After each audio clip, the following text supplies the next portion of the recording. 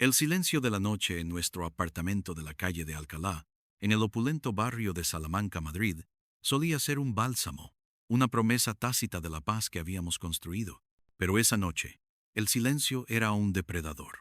La vibración, apenas perceptible, de un teléfono móvil en la mesita de noche junto a Javier, perforó la quietud como un puñal helado. No era su alarma habitual, ni la vibración de mi propio dispositivo. Era algo furtivo, una exhalación secreta. Mi corazón dio un vuelco, un tamborileo sordo contra mis costillas. Me giré con lentitud en la cama, fingiendo dormir, pero cada nervio de mi cuerpo estaba en alerta máxima. La luz tenue que se filtraba por las persianas no alcanzaba a iluminar el rostro de Javier, sumido en la penumbra. Su respiración era profunda y regular, pero el pulso acelerado en mi propia, sien me decía que algo no encajaba. La vibración cesó tan abruptamente como había comenzado, dejando tras de sí un eco fantasmal en la habitación. Una corriente fría pareció recorrer el espacio entre nosotros. Javier se movió ligeramente, y mi cuerpo se tensó. Esperé, conteniendo el aliento, a que se incorporara, a que respondiera a esa llamada silenciosa. Pero no lo hizo. Permaneció inmóvil. Quizás fue solo un mensaje publicitario, me dije, una notificación irrelevante. Pero mi mente, una vez abierta la caja de Pandora, se negaba a cerrar. Había otras señales, pequeñas fracturas en el cristal de nuestra vida perfecta que yo había ignorado con obstinación. El olor, un perfume, no era mío, ni de ninguna de nuestras amigas. Era un aroma floral, con un fondo ligeramente amaderado, que había detectado por primera vez en el cuello de su camisa una noche que regresó tarde de una cena de negocio. Un aroma sutil, casi imperceptible, pero una vez que lo noté, no pude borrarlo de mi memoria. Se había convertido en una sombra olfativa, un fantasma persistente que asaltaba mis sentidos en los momentos más inesperados. Lo había notado en la chaqueta que dejaba descuidadamente en el sillón del salón, en la guantera del coche, e incluso una vez, débilmente, en su aliento. Él siempre se lo atribuía a una compañera de trabajo que usaba mucho perfume o al ambiente de los restaurantes. Yo fingía creerle, pero una parte de mí, la más primaria y visceral, se había encogido de miedo. El comportamiento de Javier también había cambiado, pequeños desajustes en el meticuloso patrón de su vida. Su teléfono, antes un objeto de consulta casual, se había convertido en una extensión de su mano, siempre a la vista, pero siempre fuera de mi alcance. Lo dejaba boca abajo sobre la mesa, lo llevaba consigo al baño, y si yo me acercaba mientras lo usaba, su pulgar se movía con rapidez felina para cerrar la aplicación o bloquear la pantalla. Privacidad, cariño, solía decir con una sonrisa que ya no me llegaba a los ojos. Su horario, que antes era predeciblemente exigente, se había vuelto. Cenaba fuera más a menudo, se quedaba hasta tarde en la oficina con una frecuencia alarmante, y los viajes de trabajo, que antes compartíamos o al menos planeábamos juntos, se anunciaban ahora como hechos consumados, con billetes y reservas que parecían haber sido gestionados en secreto. Una tarde, mientras estábamos en la cocina, la luz amarilla de la lámpara de techo proyectando sombras largas y bailarinas sobre las encimeras de mármol, él recibió un mensaje. El sonido era discreto, un plink casi inaudible, pero lo suficiente para captar su atención. Su mirada se desvió de la conversación que manteníamos sobre nuestra hija, Lucía, y sus clases de ballet. Sus ojos, antes cálidos y enfocados en mí, se volvieron evasivos, escaneando el teléfono con una intensidad que no le dedicaba a mis palabras. Respondió rápidamente, con un pulgar ágil que parecía entrenado para la... Cuando levantó la vista, había una tensión en su mandíbula que no podía ocultar. ¿Todo bien?, pregunté. La voz, un hilo apenas audible. Sí, trabajo. Una tontería, respondió.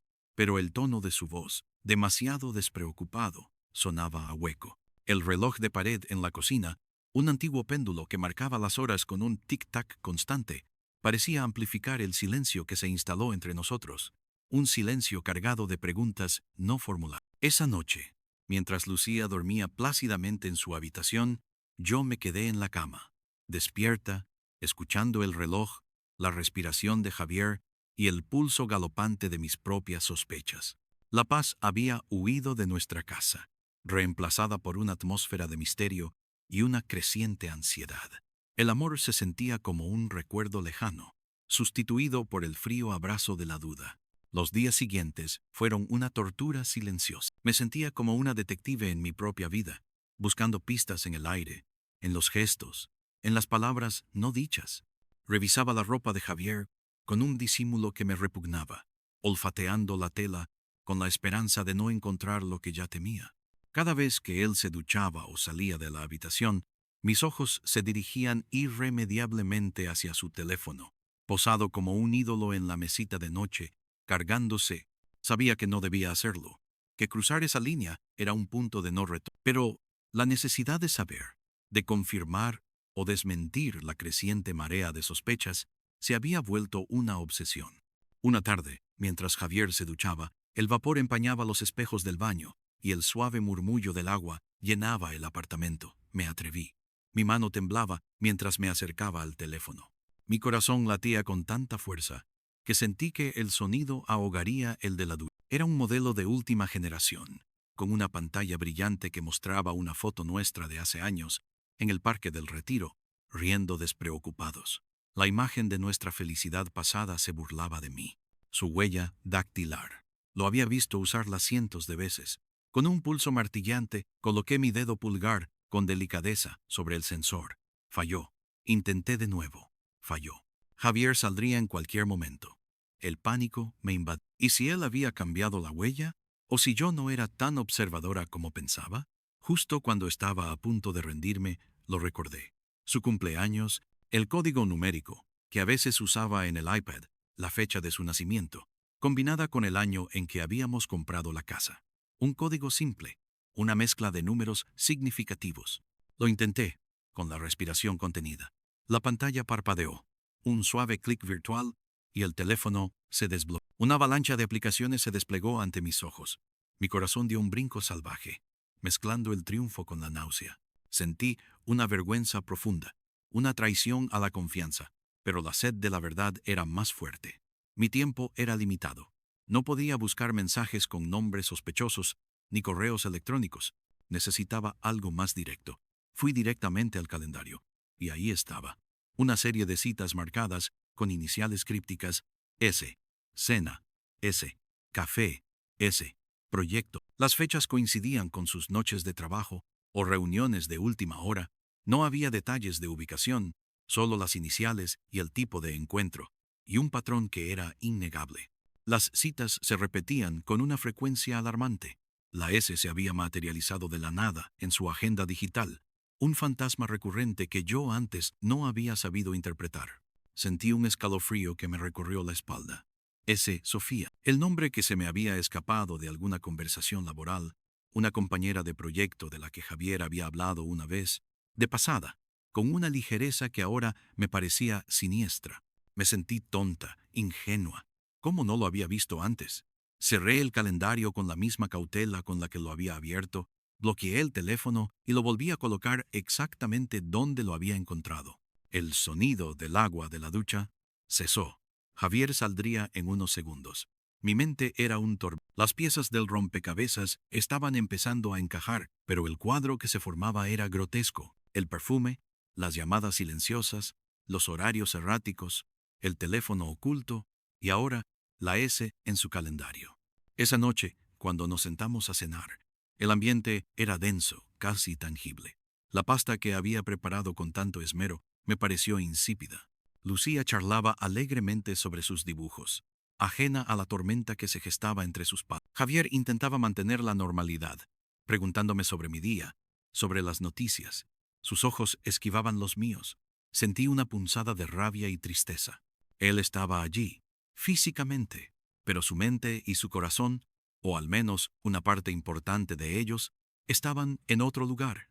Con ese, la cena se desarrolló en un torbellino de falsas sonrisas y respuestas monótonas. El tintineo de los cubiertos contra la porcelana sonaba a requiem. Después de acostar a Lucía, me dirigí al salón. Javier estaba absorto en su teléfono, como de costumbre. Tomé una copa de vino, mis manos temblaban ligeramente. Javier, comencé, mi voz un poco más aguda de lo normal. Me gustaría que habláramos. Él levantó la vista, una expresión de ligera irritación en su rostro. Claro, cariño. ¿Qué pasa? La hipocresía me ahogaba. he notado que has estado muy ocupado últimamente. Con el trabajo, quiero decir. Y esos viajes. Dejé la frase en el aire. Una invitación a la confesión. Él suspiró, dejando el teléfono a un lado. ¿Sabes cómo es esto, Elena? El proyecto de la filial en Guadalajara, los inversores, las reuniones con la junta directiva. Es una fase crítica para la empresa. Y para mi carrera. Te lo he explicado. Su tono era el de quien recita un guión aprendido. Lo sé, Javier, dije, mi voz bajando a un susurro gélido. Pero también he notado otras cosas. Un perfume que no es mío, mensajes que vibran en mitad de la noche y una S que aparece con demasiada frecuencia en tu calendario. La expresión de Javier se transformó. La irritación dio paso a una sorpresa gélida, luego a una defensiva furiosa. Sus ojos, antes evasivos, se clavaron en los míos, pero no con amor, sino con una mezcla de miedo y resentimiento. Elena, ¿qué estás diciendo? ¿Me estás espiando?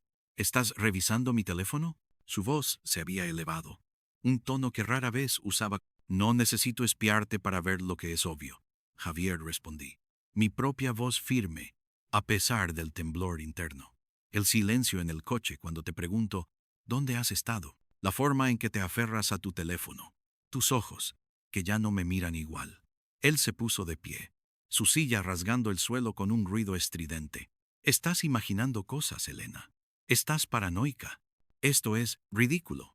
Estoy trabajando, intentando asegurar nuestro futuro, el de Lucía. Y tú me acusas de... Hizo un gesto vago con la mano, incapaz de nombrar la palabra. Estoy trabajando, repitió, con un énfasis que sonaba a excusa. Esa noche no hubo más conversación. Las palabras se habían convertido en armas, y el campo de batalla estaba sembrado de silencio y resentimiento.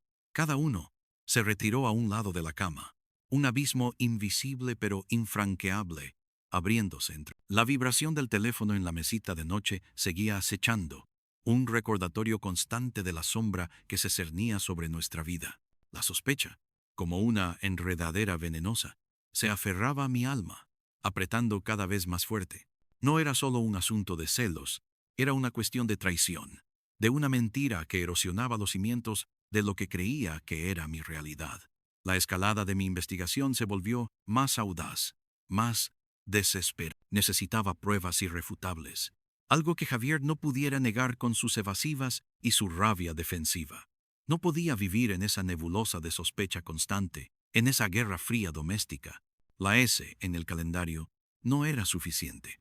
Podía ser cualquiera, cualquier compañero de trabajo. Necesitaba un rostro, un nombre completo, un contexto. Necesitaba a Sofía. Una tarde, mientras Javier salía para una reunión de emergencia, le dije que iría a ver a mi... En lugar de eso, me puse una gorra y gafas de sol, tomé mi coche y esperé, discreta, a unas manzanas de su oficina en el distrito financiero de Madrid, cerca del Paseo de la Castellana. Sabía que Sofía trabajaba en la misma empresa, aunque en otro departamento. Los nervios me carcomían. Era una sensación repugnante, pero mi determinación era más fuerte que mi vergüenza. El sol de la tarde madrileña comenzaba a descender, tiñendo el cielo de naranjas y el tráfico era denso.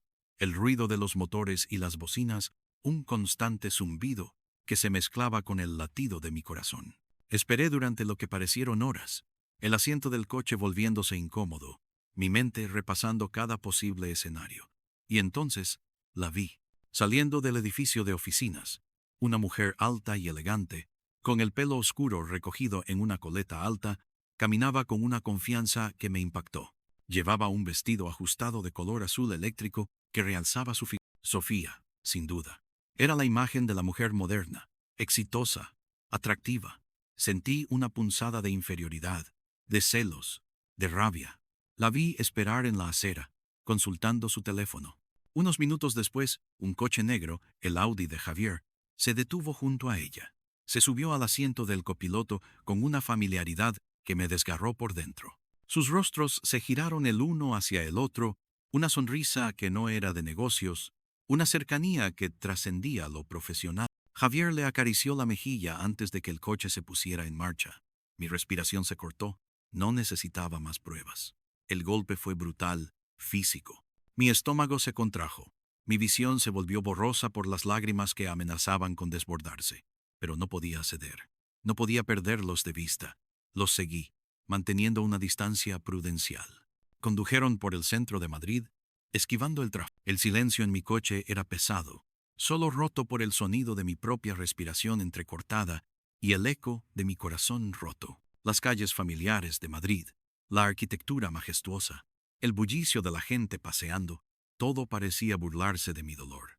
Pasamos por la Plaza Mayor, con la gente riendo y los músicos callejeros tocando, ajenos a mi tragedia personal.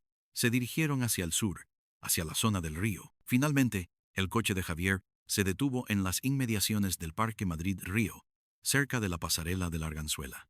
Era un lugar popular para pasear al atardecer, pero también ofrecía rincones apartados, bajo la sombra de los árboles y el murmullo del río Manzanares. Los vi bajarse del coche.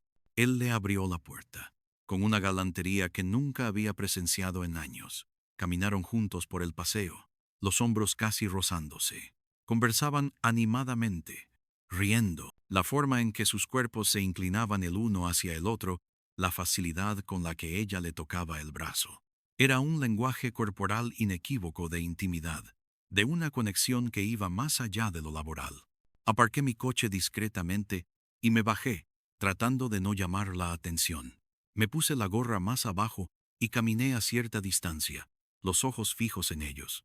El aire de la noche comenzaba a ser fresco, y el río corría con un suave murmullo. El sonido de los niños jugando en la orilla, el ladrido de un perro, las risas de otras parejas, todo creaba una cacofonía que se mezclaba con el zumbido de mi propia furia y el latido desbocado de mi corazón. Los vi sentarse en un banco apartado, con vistas al río.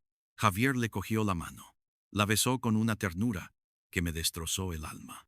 Esa ternura que alguna vez fue mía, solo mía. Saqué mi teléfono, el mismo que él solía ocultar. Mi mano temblaba, pero mi determinación era férrea. Necesitaba esto, necesitaba la prueba visual. Con el zoom al máximo hice varias fotos. Fotos de ellos riendo, de sus manos entrelazadas, del beso. Cada clic de mi cámara era un golpe en mi corazón, pero también una confirmación de la verdad que había estado negando. La verdad era dolorosa, cruda, devastadora, pero era la verdad. Mientras los observaba, un detalle se fijó en mi mente. La conversación que había escuchado hacía meses, en el despacho de una llamada con su abogado sobre la cláusula de imagen y la repercusión mediática. En aquel momento no le di importancia. Asumí que era algo relacionado con su empresa. Pero ahora, con Sofía, con este escenario, las palabras cobraron un nuevo y aterrador significado. Nuestro matrimonio, el que yo creía cimentado en el amor y la confianza, ¿era solo un contrato? ¿Una fachada para su carrera? ¿Para la imagen pública que cultivaba? Javier era un hombre ambicioso, con aspiraciones políticas que a menudo se discutían en nuestra mesa. Una familia sólida era un activo invaluable en ese camino. La idea de que nuestra unión, la base de mi existencia, fuera un acuerdo de conveniencia, me revolvió el estómago. La traición no era solo emocional, era existencial. Mis ojos, llenos de lágrimas, se posaron en Javier y Sofía. La imagen de ellos, felices y ajenos a mi presencia, se grabó a fuego en mi mente. La tercera persona no solo había aparecido, sino que había tomado un lugar central en la vida de mi marido, y mi mundo se derrumbaba a mi alrededor. Me quedé allí, observándolos hasta que el sol se ocultó por completo y las luces de la ciudad comenzaron a brillar. El frío del río Manzanares caló mis huesos, pero el hielo en mi corazón era mucho más profundo. Cuando finalmente se levantaron y se dirigieron al coche, yo ya me había retirado. Las fotos en mi teléfono eran el testimonio mudo de mi dolor y la munición para la batalla que se avecinaba. Regresé a nuestro apartamento en la calle de Alcalá, el corazón roto, la mente en un torbellino. La casa, que antes era un santuario, ahora se sentía como una prisión de mentiras y esa noche, el silencio era aún más ensordecedor, cargado con el peso de la verdad y el inminente estallido. Los días siguientes a mi descubrimiento en Madrid-Río fueron una mezcla de negación, furia y una determinación helada.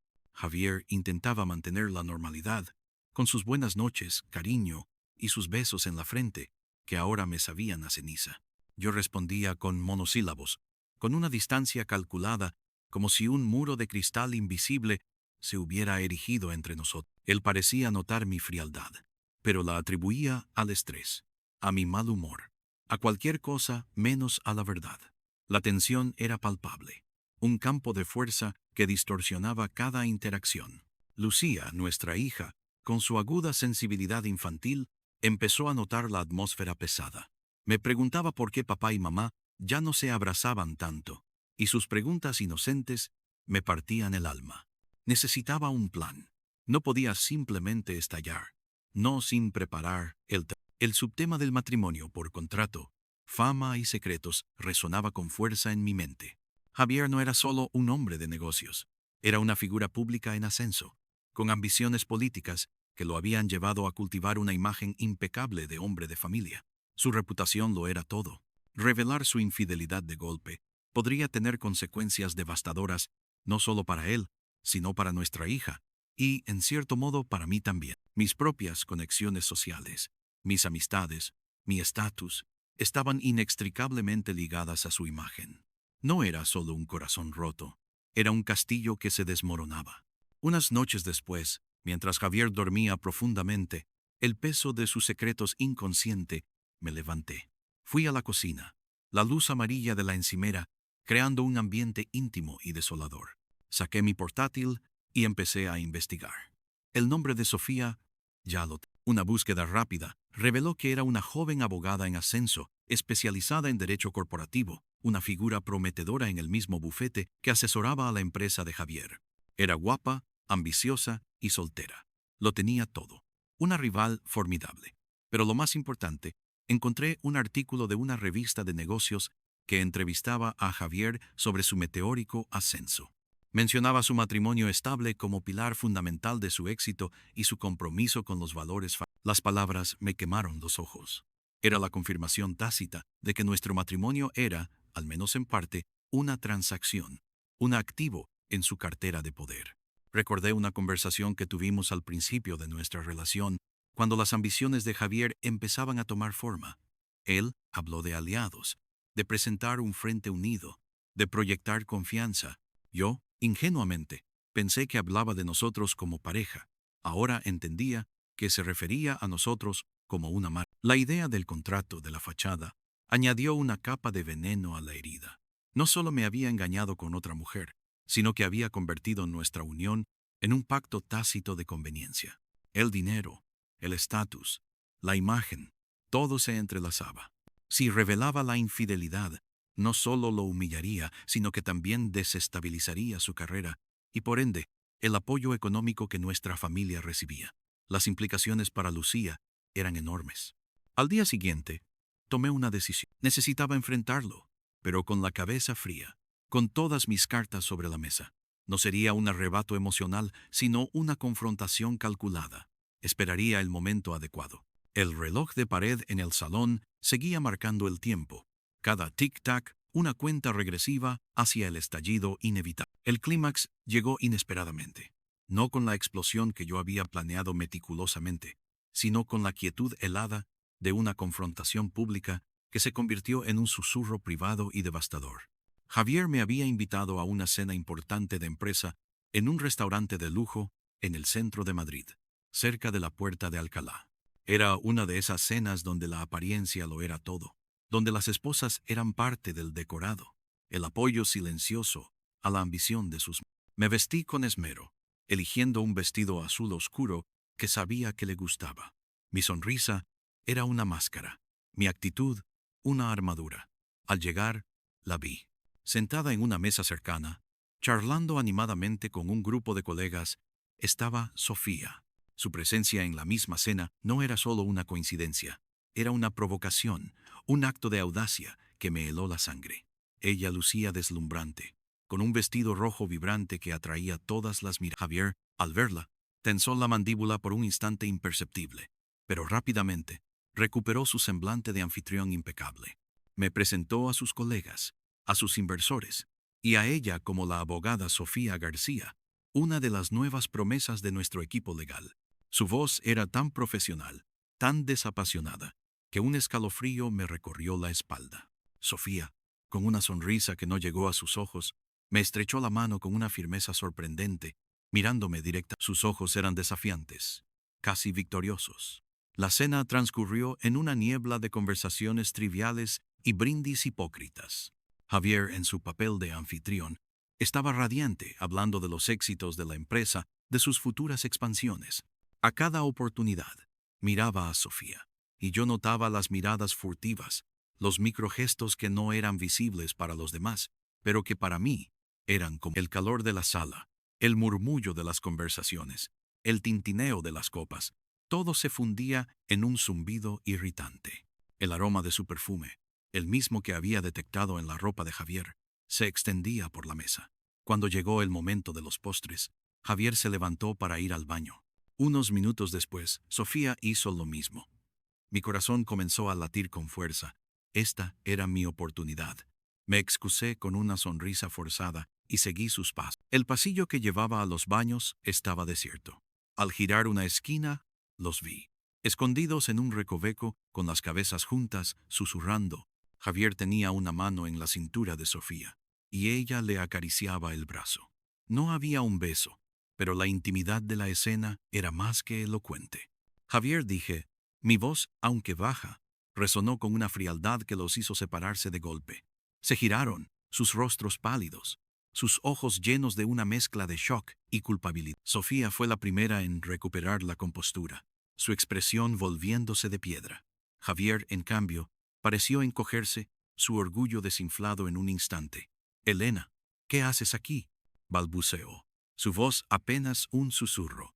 Lo mismo te pregunto, Javier, respondí, mi mirada fija en Sofía, o quizás debería preguntarles a ambos. Elena, por favor, no es lo que parece, intentó Javier, dando un paso hacia mí. No me digas que no es lo que parece. Lo interrumpí, mi voz elevándose ligeramente, pero aún bajo el umbral de lo que los demás invitados pudieran escuchar.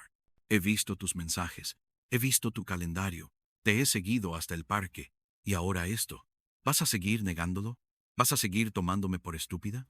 Saqué mi teléfono, el mismo con el que había tomado las fotos en Madrid Río, y le mostré la pantalla, con las imágenes de él y Sofía, besándose junto al... Su rostro se volvió lívido, sus ojos fijos en las fotos, la negación imposible. Sofía, a su lado, apretaba los labios, su mirada dura como el diamante. Las pruebas, Javier, son irrefutables. Y no son solo estas. He investigado. Sé sobre la cláusula de imagen en tu contrato, sobre cómo nuestro matrimonio es un pilar fundamental para tus ambiciones. ¿Cuánto tiempo llevas usándome como una fachada, Javier? ¿Cuánto tiempo llevas traicionando no solo mi confianza, sino el concepto mismo de nuestra familia para tus sucios juegos de poder? La mención de la cláusula lo golpeó más fuerte que cualquier otra cosa. Era su punto débil, la herida en su armadura de ambición, su imagen, su carrera, la verdad detrás del matrimonio de conveniencia que él había forzado, sin que yo lo supiera. Elena, por favor, murmuró Javier, extendiendo una mano hacia mí. Esto no es el lugar, no delante de todos. El lugar. ¿Te preocupa el lugar ahora? ¿No te preocupó el lugar cuando te acostabas con ella? ¿No te preocupó la decencia cuando me mentías en nuestra propia cama? Mi voz era un susurro furioso, pero cada palabra tenía la punzada de un látigo. Sofía se interpuso. Señora, le ruego que mantenga la compostura. Este es un malentendido. El señor Herrera y yo somos solo con... Su tono era gélido, su intento de desviar la situación, patético. No me hables de compostura, le espeté a Sofía, mi furia dirigida a ella por primera vez. Usted sabía que estaba casado. Sabía el papel que jugaba nuestra familia en su carrera. Aún así, decidió destruir lo que teníamos por un hombre que le miente a su esposa, que usa a su hija como escudo. No sea cínica. Javier finalmente encontró su voz, pero era una voz rota, derrotada. Basta, Elena. Por favor, hablemos esto en casa. No hay nada de qué hablar en casa, Javier, respondí, mi voz cargada de un dolor que se mezclaba con una rabia implacable. La verdad es multicapa, ¿verdad? No es solo el sexo, es el dinero, el prestigio, la imagen que querías mantener a toda costa. Nuestra hija, Lucía, ¿qué papel juega ella en tu farsa? ¿Es también parte de tu estrategia de imagen? Sus palabras me habían abierto los ojos a la verdad más amarga. Él no me quería, me necesitaba. Yo era un activo, nuestra hija, una pieza en su tablero. La confrontación, aunque contenida en un rincón apartado del restaurante, fue un terremoto devastador. Los cimientos de mi vida se habían resquebrajado de forma irreversible. La cara de Javier era una máscara de desesperación y humillación. Sofía, aunque intentaba mantener la compostura, mostraba una fisura de pánico en sus ojos. Dejé caer mi teléfono a un lado, las fotos de su traición aún brillando en la pantalla. No he terminado. Esto acaba de empezar. Con esa amenaza y con el corazón en pedazos, me di la vuelta y me fui, dejando atrás no solo a Javier y Sofía, sino también los escombros de una vida que creía conocer. El murmullo de la gente en el restaurante parecía burlarse de mi dolor. Cada risa, cada brindis, un recordatorio de la falsedad de mi propia existencia. La traición tenía un sabor amargo en la boca y un dolor punzante. El desenlace de nuestra historia no fue un final abrupto, sino un lento y doloroso proceso de desintegración, una cicatriz que se formó capa a capa sobre la herida abierta. Esa noche, dejé a Javier en el restaurante, en medio de su farsa pública, y regresé sola a nuestro apartamento en la calle de Alcalá.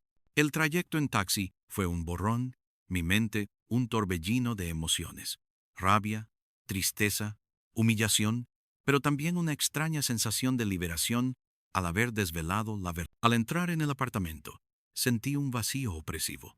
La casa, que alguna vez fue el santuario de nuestro amor, ahora era un monumento a las mentiras. Lucía dormía, ajena a la tormenta que había estallado. Su inocencia era el único faro en mi oscuridad. Me senté en el sofá del salón, las luces tenues, y miré las fotos en mi teléfono una y otra vez. Eran la prueba irrefutable, el fin de la negación. Javier regresó horas después, su rostro demacrado, sus ojos hundidos. Se sentó frente a mí, sin atreverse a mirarme directamente. El silencio era ensordecedor.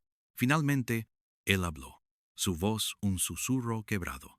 Elena, por favor, déjame explicarte. No hay nada que explicar, Javier, lo interrumpí, mi voz fría como el hielo. Las fotos hablan por sí solas. Tus mentiras hablan por sí solas. La cláusula de imagen de tu contrato habla por sí sola. Nuestra vida ha sido una farsa. Él intentó defenderse, apelar a mi comprensión, a la complejidad de su situación profesional. Ella no significa nada, Elena. Solo fue un error, un momento de debilidad. El estrés del trabajo, la presión. Nuestra imagen es importante para la empresa, para mis aspiraciones políticas. Sabes que me ofrecieron un puesto en el gabinete. Su voz se apagó, consciente de lo huecas que sonaban sus excusas. Tu imagen, le espeté. Tu carrera, tus ambiciones. ¿Y dónde queda Lucía en todo esto? ¿Y dónde quedo yo? Éramos solo herramientas para tu ascenso, solo accesorios en tu fotografía perfecta. La conversación se prolongó hasta el amanecer, una lenta agonía de reproches y evasivas. Él no pudo negar la infidelidad, ni la importancia de la fachada para su carrera. Intentó minimizarlo, pero el daño ya estaba hecho. Yo había visto la verdad, y no había vuelta atrás. La decisión, aunque desgarradora, era clara. No puedo seguir con esto, Javier. No puedo vivir en una mentira. Me has traicionado de la peor manera posible. No solo con otra mujer, sino con la base misma de nuestra existencia, usando nuestro matrimonio y a nuestra hija como un trampolín para tus ambiciones.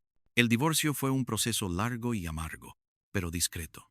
El matrimonio, por contrato, resultó ser un arma de doble filo. Si bien me había humillado, también le dio a Javier una razón para querer que el proceso fuera lo más silencioso posible. Su reputación era su activo más valioso, y un divorcio escandaloso por infidelidad podría hundir sus aspiraciones políticas. Negociamos a través de abogados, lejos de los tabloides y los chismes. Él accedió a un generoso acuerdo financiero para mantener la apariencia de una separación amistosa por diferencias irreconciliables. Un lenguaje eufemístico que protegía su imagen y me daba a mí y a Lucía una seguridad económica. Lucía fue lo más difícil. Le explicamos la separación, el distanciamiento, con palabras suaves y promesas de que el amor por ella permanecería inalterable. Pero los niños perciben la verdad detrás de las palabras. Su risa se volvió un poco menos frecuente. sus preguntas más introspectivas. La vi sufrir la ausencia de su padre, la tensión en mi propio semblante, el silencio que llenaba la casa. Ese era el verdadero costo de la traición de... Me mudé del apartamento de la calle de Alcalá, un lugar que ahora me asfixiaba con sus recuerdos. Busqué un nuevo hogar en el barrio de Chamartín, una zona más tranquila, lejos de los ecos de nuestra vida pasada. El nuevo apartamento era más pequeño, pero me ofrecía un nuevo comienzo. Sin embargo, las secuelas psicológicas fueron profundas. La confianza, esa frágil construcción, estaba hecha pedazos. Cada interacción con un hombre, cada mirada, cada palabra, era filtrada a través del lente de la duda. Mi fe en las relaciones humanas había sido quebrantada. Las noches eran a menudo insomnes, los pensamientos dando vueltas en mi cabeza, reviviendo cada detalle, cada señal ignorada. El aroma de su perfume, aunque ya no presente físicamente, permanecía en mi memoria olfativa, un recordatorio constante de la traición. Javier, por su parte, logró mantener su fachada. Su separación fue manejada por su equipo de relaciones públicas con maestría. Continuó ascendiendo en su carrera, su imagen pública apenas empañada. Sofía, según las noticias que llegaban a mis oídos a través de amigos comunes, también siguió adelante en su carrera. Las consecuencias sociales para ellos fueron mínimas, al menos en la esfera pública. Pero yo sabía el precio que él había pagado, el precio que habíamos pagado. Meses después de la separación, una tarde, estaba paseando con Lucía por el parque de Berlín, en Chamartín. El sol de otoño se filtraba entre los árboles, tiñendo el suelo de ocre y dorado. Lucía correteaba feliz, ajena a mis pensamientos. De repente, vi a Javier. Estaba sentado en un banco, leyendo un periódico con un traje impecable. Su expresión era pensativa, pero no había rastro de la alegría que alguna vez lo caracterizó. Me vio, y sus ojos se encontraron con los míos. Hubo una punzada de algo indefinible. Quizás arrepentimiento, quizás la carga de su culpa, quizás la soledad. Nos saludó con una ligera inclinación de cabeza. Lucía corrió hacia él y lo abrazó, ajena a la complejidad de la interacción. Mientras Javier interactuaba con nuestra hija, su sonrisa forzada, me di cuenta de la verdad final. El final no era un punto, sino una línea continua. El perdón era una quimera en ese momento. Compartimos las consecuencias, no de la misma manera, pero cada uno llevaba su propia cicatriz. Javier había pagado con la pérdida de la verdadera intimidad, de una conexión genuina, condenado a una vida de apariencias y ambición vacía. Yo había pagado con la destrucción de mi confianza, con la pérdida de una vida que creía real y con el dolor de ver a mi hija crecer en un hogar fragmentado. No hubo victoria, ni derrota absoluta. Solo la cruda realidad de la vida después de la traición, el misterioso aroma de su perfume, la vibración silenciosa en la noche, las miradas esquivas en el espejo retrovisor del coche, todo se había convertido en parte de mi historia, un eco persistente que me recordaba la fragilidad de la confianza y el alto precio de las apariencias. Mi vida seguía, pero ya no era la misma. Era una vida marcada por la traición, una vida donde el amor se había desvanecido, dejando tras de sí solo el frío recuerdo de lo que una vez fue y la dura lección de lo que nunca debió ser. El tiempo, esa fuerza implacable, avanzaba, arrastrando consigo los días y las estaciones. Pero para mí, el eco de la traición de Javier seguía resonando, un zumbido constante en el fondo de mi mente. Había intentado reconstruir mi vida con Lucía, creando un nuevo santuario en nuestro apartamento de Chamartín. Sin embargo, la sombra de la desconfianza era persistente, tiñendo cada nueva experiencia, cada interacción. Me volví más cautelosa, más escéptica, mis ojos siempre buscando las grietas, las señales ocultas que una vez había ignorado. Me sumergí en mi trabajo, en las actividades escolares de Lucía, en un intento de llenar el vacío que Javier había dejado. Las mañanas en el parque de Berlín con Lucía se convirtieron en un ritual. Observaba cómo otros padres interactuaban, cómo las parejas se miraban, y en cada gesto buscaba la autenticidad, la verdad que yo había perdido. A menudo veía a Javier recoger a Lucía los fines de semana.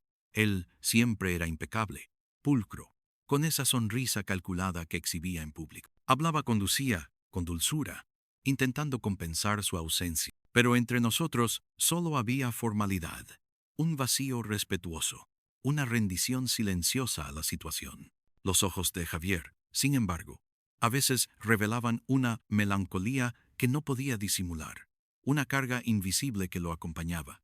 Una tarde de invierno, una semana antes de Navidad, me encontré inesperadamente con Sofía en un centro comercial, el centro comercial Moda Shopping, situado cerca del paseo de la calle. Estaba de compras, y ella, caminando con el mismo porte elegante, estaba saliendo de una tienda de ropa de diseñador. Nuestros ojos se encontraron por un instante.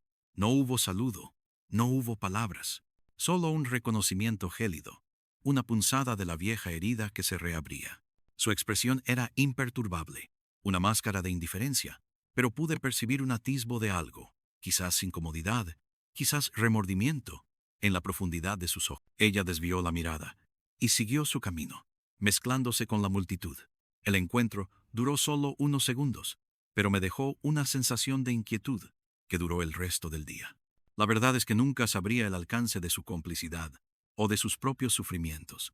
Solo sabía el daño que había infligido. La Navidad se acercaba, y la ciudad de Madrid se iluminaba con un resplandor festivo. Las calles principales, como la Gran Vía y la calle de Alcalá, estaban adornadas con luces deslumbrantes. Lucía estaba emocionada, pero yo sentía una tristeza subyacente. Era la primera Navidad sin Javier en casa, la primera vez que la tradición se rompía de forma tan irrevocable. Intenté ser fuerte por Lucía, pero las ausencias pesaban. La familia de Javier nos invitó a cenar en Nochebuena, intentando mantener una apariencia de normalidad. Dudé, pero acepté por Lucía. La casa de sus padres en el distrito de Chamberí, un lugar que había sido mi segundo hogar durante años, ahora se sentía extraño. Javier estaba allí, por supuesto. Actuamos con una cordialidad forzada, intercambiando sonrisas que no llegaban a nuestros ojos.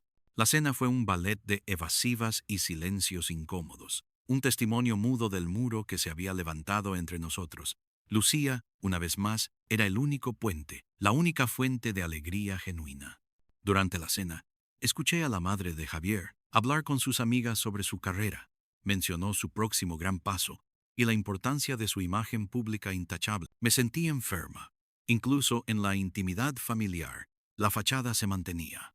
Javier era un prisionero de sus propias ambiciones, encadenado a la mentira que había construido.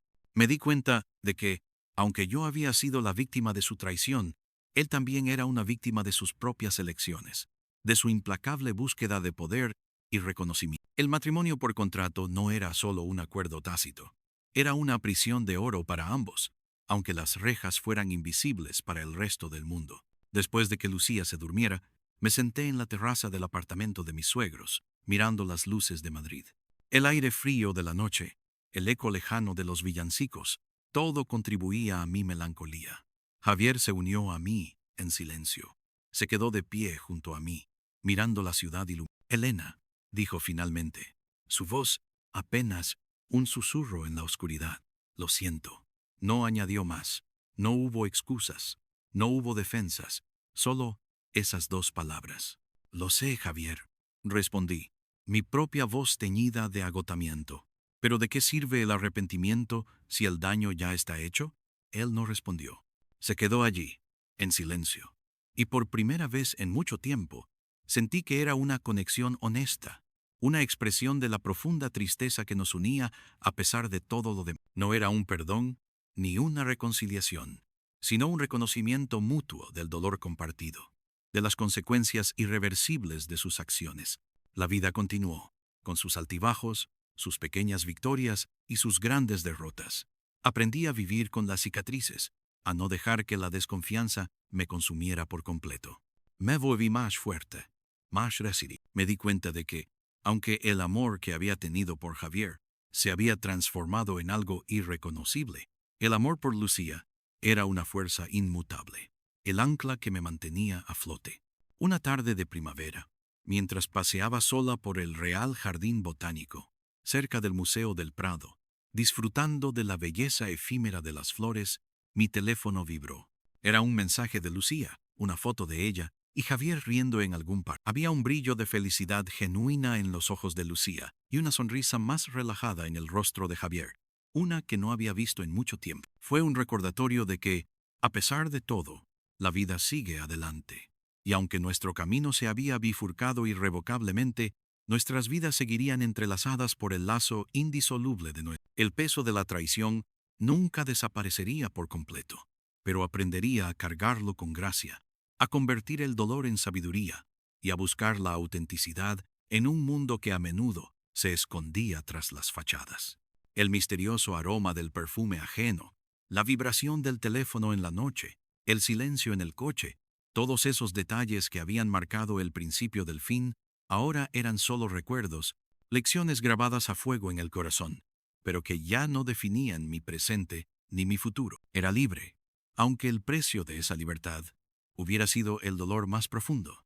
Y con cada día que pasaba, en la vibrante y compleja ciudad de Madrid, aprendía a reconstruirme, pieza a pieza, en una versión más fuerte y auténtica de mí misma. El tiempo siguió su curso, y con él, la lenta curación de las heridas, aunque algunas cicatrices nunca desvanecen. Mi vida en el apartamento de Chamartín adquirió un nuevo ritmo, uno forjado en la independencia y la búsqueda de una paz interior que la traición de Javier había casi erradicado.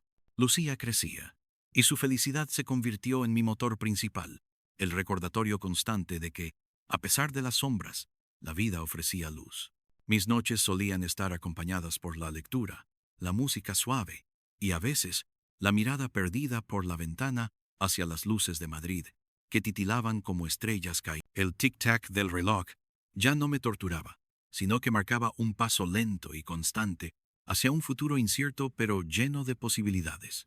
Me apunté a clases de dibujo en el Círculo de Bellas Artes, un lugar que evocaba recuerdos amargos por la cercanía a la oficina de Javier, pero que ahora se transformaba en un espacio de crecimiento personal. La belleza del arte, la concentración en los trazos y colores me ofrecían un escape, una forma de canalizar las emociones que aún bullían en mi interior. En una de esas clases conocí a Daniel. Era un arquitecto, de mirada amable y sonrisa sincera. Nuestra conversación inicial giró en torno al arte, a la arquitectura del edificio, a la vida en Madrid. No buscaba una relación. Mi corazón aún estaba cauteloso, blindado contra el dolor.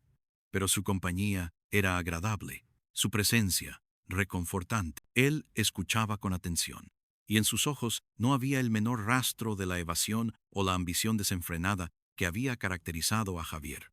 Me contó sobre su trabajo en un proyecto de rehabilitación en el barrio de La Latina, y sus descripciones eran apasionadas, libres de la jerga corporativa y las pretensiones de poder. Un día, Daniel me propuso tomar un café después de clase. Acepté, no sin cierta aprehensión. Nos sentamos en una pequeña cafetería con vistas a la calle de Alcalá. El bullicio de la ciudad, el ir y venir de la gente, el sonido de los coches, todo era un telón de fondo para una conversación que fluía con una facilidad que no recordaba. Él me habló de sus sueños, de sus pasiones, y yo, por primera vez en mucho tiempo, me encontré compartiendo fragmentos de mi vida, de mi pasado, de la ruptura. No me juzgó, solo escuchó, sus ojos reflejando una comprensión que me llegó al alma. Fue liberador. En ese momento, en medio del ajetreo de Madrid, sentí un rayo de esperanza, un atisbo de la posibilidad de que la confianza pudiera reconstruirse. La relación con Daniel progresó lentamente, con la cautela que la experiencia me había enseñado. No hubo prisas, no hubo secretos, no hubo agendas ocultas. Él conoció a Lucía, y la conexión entre ellos fue instantánea y genuina. Ver a Lucía reír con él, correr de la mano por el Parque del Retiro, me llenó de una alegría que creía perdida para siempre. Javier, aunque cordial, observaba a Daniel con una mezcla de curiosidad y algo parecido a la envidia. Nuestro nuevo apartamento en Chamartín se llenaba de nuevas risas, de una atmósfera de calidez que había estado ausente durante demasiado. Un día, mientras Daniel y yo tomábamos un helado en la Plaza Mayor, un lugar que solía evocarme dolorosos recuerdos de la época en que seguía a Javier, sentí una paz profunda. Las risas de los turistas, la música de los artistas callejeros, el ajetreo vibrante de la vida madrileña, todo se fusionaba en una sinfonía de normalidad y alegría. Miré a Daniel, su rostro iluminado por el sol, y supe que había encontrado algo valioso, algo real. La relación con Javier, aunque distante, encontró un equilibrio. Seguía siendo el padre de Lucía, y yo me esforzaba por mantener una relación civilizada por el bien de nuestra hija. A veces, en reuniones escolares o eventos familiares, nos cruzábamos. Sus ambiciones políticas se habían materializado, y ahora era una figura prominente en el panorama político de la ciudad. Su vida estaba llena de actos públicos, de discursos, de la búsqueda incesante de la aprobación. Pero en sus ojos siempre veía una sombra, una melancolía, que sugería que el precio de su éxito había sido la pérdida de algo irreemplazable, la autenticidad, la intimidad verdadera. Una tarde, mientras Javier daba un discurso en un evento en la Plaza de Cibeles, con el Palacio de Cibeles como majestuoso telón de fondo, lo observé desde la distancia. La multitud lo aplaudía. Los fotógrafos disparaban sus flashes. Parecía tenerlo todo: poder, reconocimiento, una vida pública impecable. Pero yo sabía la verdad que se escondía detrás de esa fachada. La verdad de los mensajes secretos, del perfume ajeno, de los calendarios ocultos, del matrimonio de conveniencia. Mi camino había sido diferente. Había elegido la verdad, incluso si el precio había sido el dolor. Y en esa elección, en la lenta y ardua tarea de reconstruir mi vida, había encontrado una forma diferente de éxito: la paz interior, la autenticidad y el amor verdadero, forjado en la honestidad y la confianza. La historia de la traición de Javier, de nuestro matrimonio por contrato, seguía siendo una parte de mi pasado, una lección aprendida con un costo muy alto, pero ya no era mi presente ni mi futuro. Había encontrado mi propia voz, mi propia fuerza, y en la vibrante y eterna ciudad de Madrid había aprendido a amar de nuevo, con un corazón más sabio y más fuerte. El sonido del teléfono, vibrando en la mesita de noche, ya no me causaba. El aroma de un perfume extraño ya no me generaba sospechas. La puerta entreabierta ya no escondía secretos. La luz amarilla de la cocina de madrugada ya no iluminaba mi soledad. Y en el espejo retrovisor, mis ojos ya no evitaban la verdad, sino que miraban hacia adelante, hacia un futuro que, aunque imperfecto, era real y mío. El sonido del teléfono vibrando en la mesita de noche, antes un presagio de incertidumbre y angustia, ahora era simplemente el suave recordatorio de que la vida continuaba, de que una amiga quería compartir una noticia, o de que Lucía había olvidado su libro de matemáticas. Ya no existía la punzada de miedo que acompañaba a cada notificación, la urgencia de investigar un posible mensaje, el aroma de un perfume extraño que se colaba en la ropa de Javier, o que impregnaba sutilmente el aire de nuestro antiguo hogar, había sido reemplazado por la fragancia fresca de la lavanda que usaba Daniel, o el aroma a café recién hecho que llenaba las mañanas de nuestro apartamento en Champán. La puerta entreabierta, que en el pasado había sido un umbral de secretos y traiciones, era ahora una invitación a la intimidad, a la risa de Lucía jugando en su habitación, o a la voz de Daniel, absorto en una conversación telefónica sobre algún detalle de sus proyectos. La luz amarilla de la cocina, que en innumerables madrugadas me había iluminado en mi soledad y desesperación, ahora simplemente anunciaba el comienzo de un nuevo día, lleno de las promesas de un desayuno compartido y la efervescencia de planes por delante. Y en el espejo retrovisor, mis ojos ya no evitaban la verdad. No buscaban señales de lo que se ocultaba detrás de las apariencias, sino que miraban hacia adelante, hacia un futuro que, aunque imperfecto, era real y mío, tejido con los hilos de la autenticidad y el amor. Cada mañana, al despertar junto a Daniel, sentía una gratitud inmensa. Su presencia serena era el ancla que mi alma necesitaba. No era un amor grandilocuente ni efusivo, sino uno construido sobre la quietud y la comprensión mutua. Sus gestos eran sencillos: una mano que buscaba la mía en la oscuridad, el murmullo de un buenos días cargado de afecto, el café que preparaba mientras yo me desperezaba. Con él, el silencio no era un vacío a llenar, sino un espacio compartido, reconfort. Las conversaciones fluían con naturalidad, ya fuera sobre el último libro que leíamos, un desafío en su proyecto de rehabilitación, o un nuevo enfoque en mis obras de arte.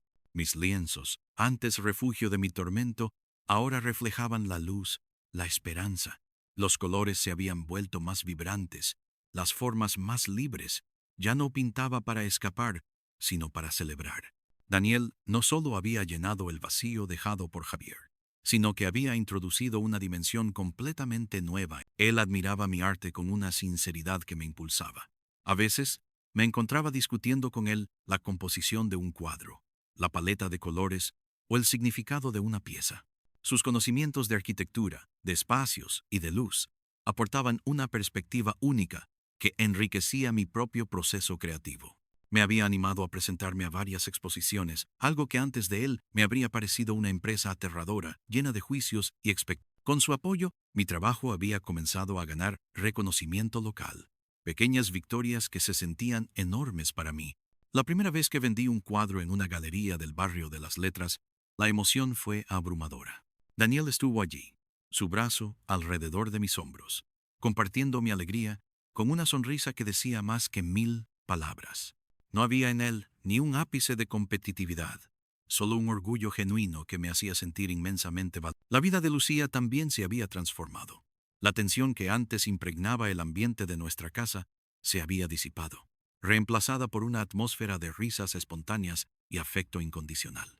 Daniel era un padre sustituto maravilloso, paciente y divertido. Le enseñaba a construir maquetas con bloques, a observar las estrellas desde la terraza del apartamento o a identificar las especies de árboles en el parque. Su conexión era tan profunda y natural que a veces me sorprendía. Una tarde, los escuché riendo a carcajadas mientras jugaban a la búsqueda del tesoro por la casa. Lucía, con el pelo revuelto y los ojos brillantes, lo miró con una adoración que me conmovió hasta lo más hondo. Saber que mi hija crecía rodeada de amor y estabilidad era el mayor regalo que podía desear. Javier, por su parte, seguía su ascenso imparable en la política. Las noticias de sus éxitos llegaban a mí a través de los titulares de los periódicos, los telediarios o los comentarios de otras madres en el colegio de Lucía. Era un hombre poderoso, reconocido, y su imagen pública era impecable. Aparecía en actos benéficos, inauguraciones, conferencias, siempre flanqueado por su esposa, una mujer elegante y discreta que parecía encajar a la perfección en su vida. A veces, Lucía me contaba de las cenas elegantes a las que asistía con su padre, de los viajes oficiales y de la gente importante que lo rodeaba. Yo escuchaba con atención, pero sin la punzada de dolor o resentimiento que antes me acompañaba. Lo veía como un actor en su propio drama, una obra de teatro donde el personaje principal había elegido el poder sobre la verdad, el aplauso fácil, sobre la intimidad real. No lo juzgaba con dureza. Simplemente observaba una curiosidad distante, la misma que uno siente al ver una película que, aunque te tocó en el pasado, ya no define tu presente. Un fin de semana, Daniel, Lucía y yo decidimos hacer una pequeña escapada a Toledo. Era un viaje que yo había soñado hacer desde hacía tiempo, pero que nunca había encontrado el momento o la compañía adecuada. Toledo, con sus callejones empedrados, su imponente catedral y sus murallas históricas, nos recibió con un sol radiante. Paseamos sin rumbo, dejándonos llevar por el encanto de la ciudad. Daniel explicaba con pasión la historia de los edificios, la superposición de culturas que había forjado su identidad. Lucía corría por los recovecos, fascinada por los caballeros y las espadas de juguete que se vendían en las tiendas de recuerdo. Mientras contemplábamos el atardecer desde el mirador del valle, con el Tajo serpenteando bajo nosotros y la ciudad iluminándose poco a poco, sentí una plenitud que trascendía cualquier experiencia anterior. Daniel me tomó de la mano, su pulgar acariciando suavemente mi piel. Era un gesto simple, pero cargado de todo el peso de nuestro camino juntos, de la confianza que habíamos construido ladrillo a ladrillo, de la promesa de un futuro compartido. En ese momento, las sombras del pasado parecían diminutas, insignificantes, eclipsadas por la luz de nuestro presente. Recuerdo una noche, después de acostar a Lucía, que Daniel y yo nos sentamos en la terraza de nuestro apartamento. Las luces de Madrid parpadeaban a lo lejos, un lienzo urbano que me había visto renacer. Bebíamos una copa de vino, en un silencio cómodo y familiar. ¿Estás feliz?, me preguntó Daniel de repente, su voz suave. Lo miré, sorprendida por la pregunta, aunque no por su sencillez. Siempre iba directo al corazón de las cosas. Sí, Daniel. Muy feliz, respondí, y la verdad de mis palabras resonó en mi pecho. Es una felicidad diferente a la que imaginaba de joven, más tranquila, más profunda.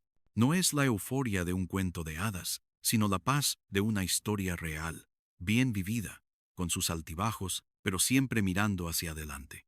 Él sonrió, sus ojos reflejando la misma serenidad. Es la felicidad que se construye, no la que se encuentra por casualidad, la que se valora porque sabes lo que cuesta, dijo, y su mirada se perdió un instante en el horizonte de la ciudad. Sabes, te admiro mucho. La forma en que te levantaste, en que reconstruiste tu vida y la de Lucía, es una fuerza que pocos tienen. Sus palabras me llegaron al alma. No era lástima lo que veía en sus ojos, sino un respeto sincero. No lo hice sola. Tú estuviste ahí. Lucía me dio la fuerza y el arte. El arte me salvó, murmuré.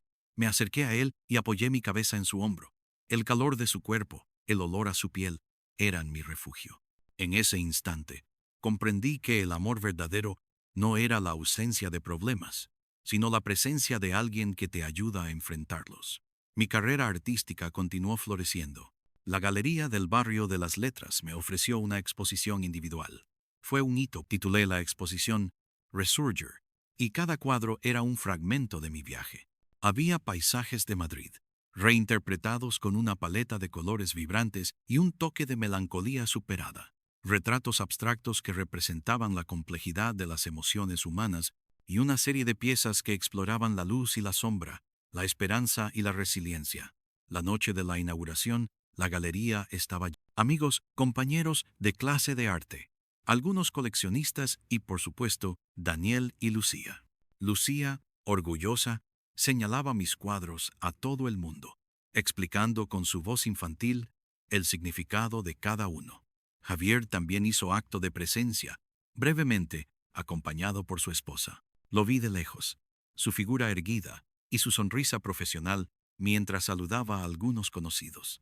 Nuestros ojos se cruzaron por un instante. No hubo palabras, solo un reconocimiento silencioso de caminos divergentes. En sus ojos, por un momento, creí ver esa sombra de melancolía de la que había hablado, un atisbo de algo perdido. Pero luego, la máscara de político impecable volvió a su lugar y se perdió entre la multitud. Para mí, ese encuentro ya no tenía el poder de desestabilizarme. Era un recuerdo, no una herida abierta. La exposición fue un éxito rotundo. Varias de mis obras encontraron hogar, y las críticas fueron muy favorables. Sentí un empoderamiento que iba más allá del reconocimiento artístico. Era la confirmación de mi propia valía, de mi capacidad para transformar el dolor en belleza. Lucía crecía a pasos agigantados. Empezó el instituto, con la curiosidad y la energía propias de su edad. Sus intereses se diversificaban, y pasaba horas en su habitación escuchando música o leyendo. Seguía siendo una niña alegre y espontánea, pero con una madurez que a veces me sorprendía. Hablaba de sus amigos, de sus sueños, y no dudaba en compartir conmigo sus preocupaciones o alegrías. La comunicación con ella era abierta y honesta, un contraste radical con la falta de transparencia que había en mi propio matrimonio. A menudo, Daniel se sumaba a nuestras conversaciones, aportando su perspectiva o simplemente escuchando con una paciencia. Ver la relación que se había forjado entre ellos era uno de los mayores gozos de mi vida. Lucía lo consultaba para sus tareas escolares, para pedir consejos sobre un problema con una amiga, o simplemente para compartir una anécdota divertida de su día.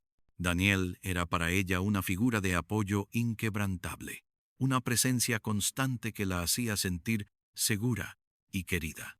La política de Javier continuó ocupando los títulos. Había logrado un puesto de mayor relevancia. Su nombre sonaba para proyectos de envergadura nacional. Su vida era un torbellino de compromisos, viajes y apariciones públicas. Se había convertido en un ejemplo de éxito y dedicación para muchos, un modelo de cómo escalar posiciones en la esfera pública.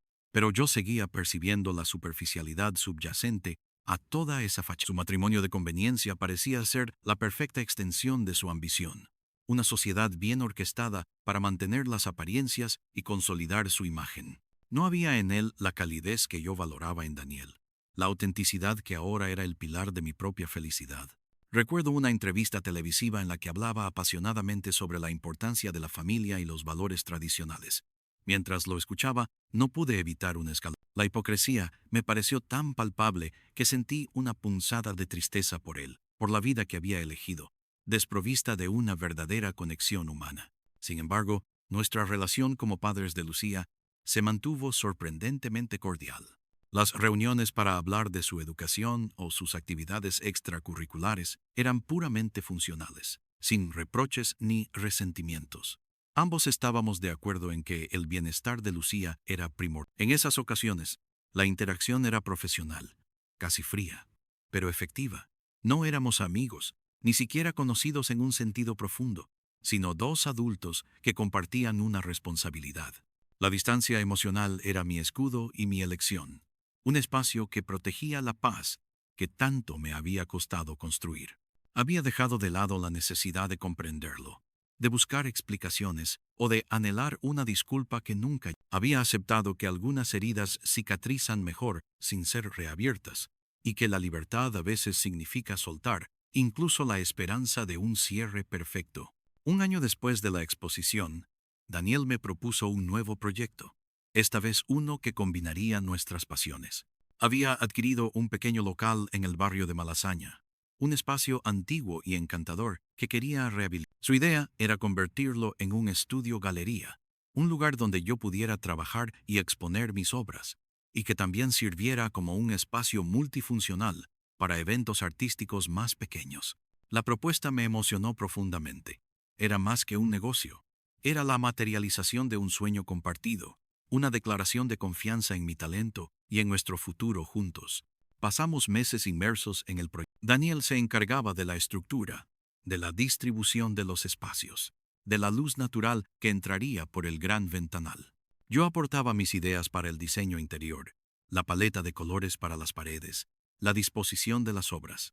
Era un proceso colaborativo, lleno de discusiones animadas y de soluciones creativas. Cada tabla de madera colocada, cada capa de pintura aplicada, era un acto de amor y de construcción conjunta. Lucía también se involucró, ofreciendo sus ayudas y dibujando pequeños bocetos de cómo imaginaba la galería. La energía en el estudio era contagiosa, y me sentía más viva que nunca.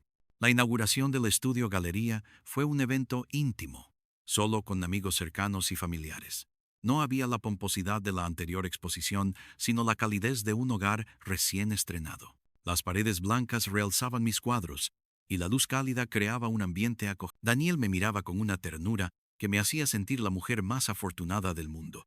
Esto es nuestro, ¿sabes? Nuestro refugio, nuestro espacio, para crear y para compartir, me dijo al oído, mientras la gente brindaba a nuestro alrededor. Asentí, sin poder contener las lágrimas de emoción. Era el nuestro más hermoso que había escuchado nunca. Representaba el camino recorrido, los obstáculos superados, y la promesa de un futuro lleno de arte, amor y autenticidad. Madrid, siempre cambiante y vibrante, seguía siendo mi musa silenciosa. Ya no era la ciudad que me había visto caer, sino la que me había visto renacer. Cada calle, cada plaza, cada rincón tenía una nueva historia, una nueva capa de significado.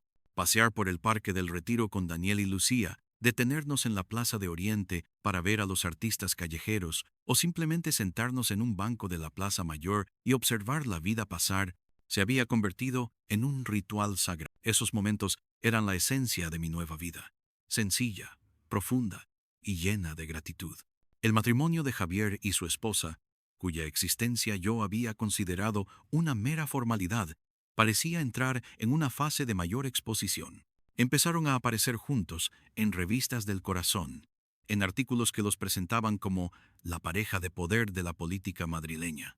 Las fotos mostraban sonrisas perfectas, gestos medidos, pero una frialdad subyacente que a mí no se me escapaba. Recordaba las sutiles pistas, las miradas furtivas, los comentarios a media voz que habían alimentado mis propias sospechas en el pasado.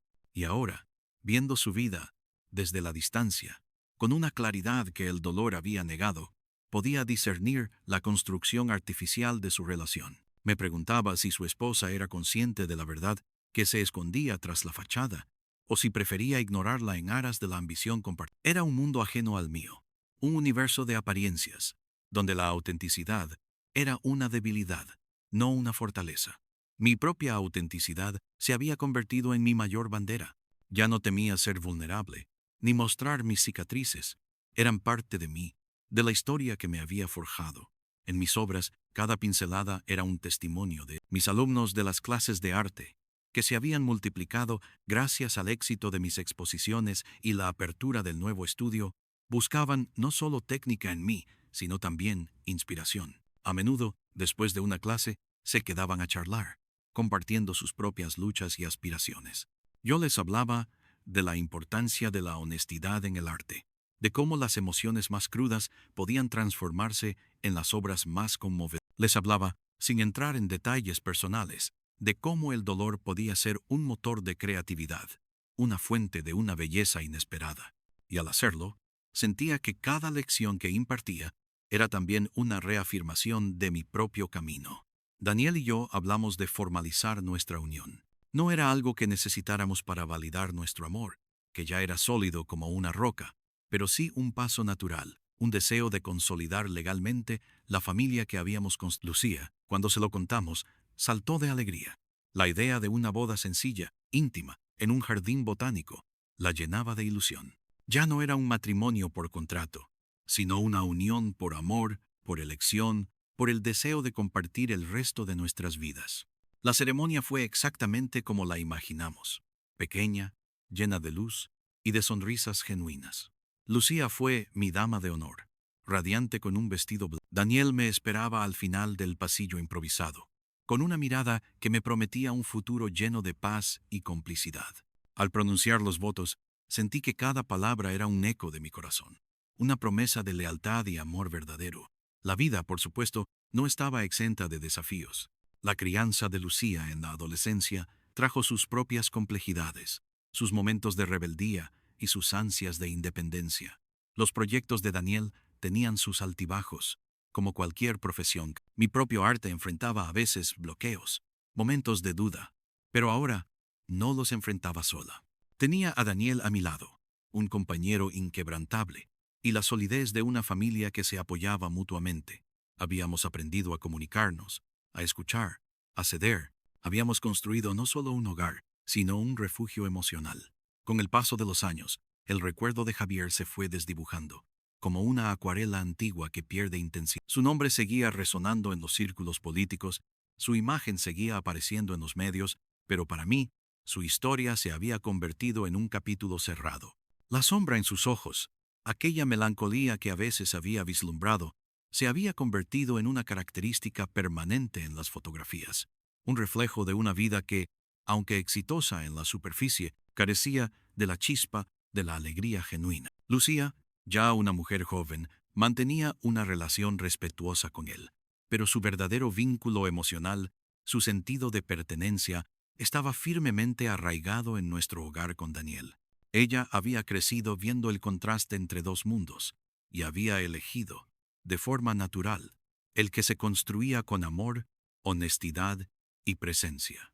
Un día, mientras hojeaba un álbum de fotos con Daniel y Lucía, me encontré con una imagen antigua, de Javier y yo, de los primeros años de nuestro matrimonio. Era una foto de una época en la que aún creía en la fantasía, en la promesa de un futuro perfecto. Miré la foto sin emoción, como si observara a dos extraños. Daniel notó mi mirada y deslizó su brazo alrededor de mi cintura. «Esa fue una vida que te enseñó mucho, ¿verdad?», dijo suavemente. Sonreí, apoyando mi cabeza en su hombro. «Sí», respondí. «Me enseñó lo que no quería, y me abrió los ojos a lo que realmente me enseñó a confiar en mí misma y a no tener miedo de la verdad, por dolorosa que fuera, y me llevó hasta ti». Lucía, sentada a nuestro lado, nos miró con una sonrisa dulce. La suya era una historia de amor diferente, una que no había conocido el drama de la traición, sino la constante seguridad de un hogar donde el amor era la única ley. La vibrante y eterna ciudad de Madrid seguía siendo el escenario de mi historia, de nuestra. Sus calles habían presenciado mis lágrimas y mis risas, mis caídas y mis ascensos. Ahora, cada vez que miraba por la ventana de nuestro apartamento en Chamartín o paseaba por el nuevo estudio en Malasaña, veía una ciudad llena de promesas, no de fantasmas.